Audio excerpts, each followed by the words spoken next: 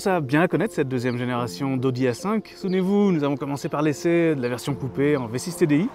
Ensuite, nous sommes intéressés à la version Sportback, cette fois en TFSI. Et maintenant, c'est au tour de la version cabriolet dans sa motorisation la plus puissante du moment, la S5 avec son V6 TFSI fort de 354 chevaux.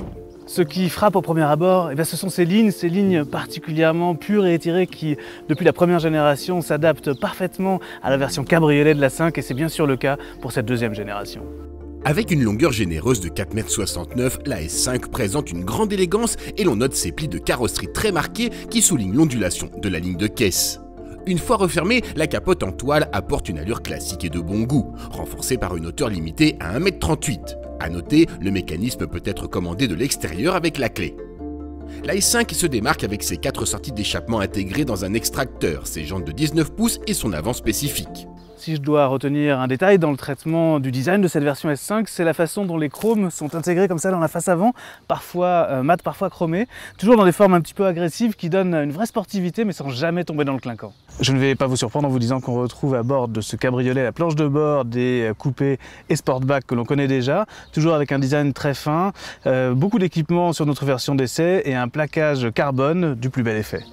Cette version d'essai est équipée de sièges sport optionnels à l'avant, tandis que les places arrière sont un peu trop étriquées et exposées au vent pour permettre de longs voyages. Le Virtual Cockpit est quant à lui de série. Côté coffre, le volume de 380 litres est tout à fait décent. Alors il sera un petit peu empiété lorsqu'on voudra ouvrir la capote, mais pour être sûr d'avoir la place suffisante au moment où on place ses bagages, un gabarit peut être actionné comme ceci. Et là, de cette manière, on est certain d'avoir l'espace qui sera nécessaire. Vu comme sous le capot c'est rempli à ras-bord, on croit vraiment Audi sur parole que les 354 chevaux du V6 TFSI sont bien là. Allez, on va tester ça sur les petites routes de Toscane.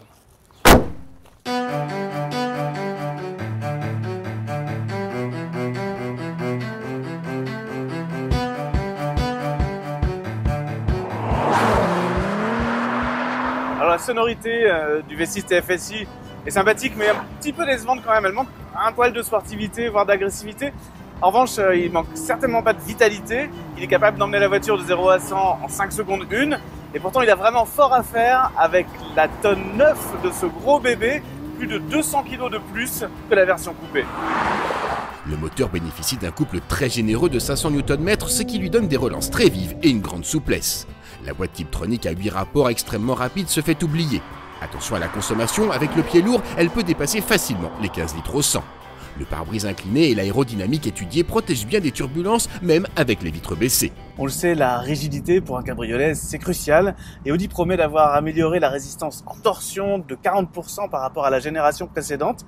Et c'est vrai que ça se ressent au volant sur ces routes de Toscane qui sont vraiment particulièrement déformées. Audi a tout fait pour conserver dans cette version cabriolet l'efficacité que l'on trouve sur le coupé. Une recette qui implique beaucoup de systèmes électroniques actifs ainsi qu'une transmission intégrale pour une motricité sans faille. Sur notre voiture d'essai, on a droit à toutes les options possibles qui touchent au comportement de la voiture. C'est le différentiel Audi Quattro Sport, c'est la direction dynamique, la suspension active.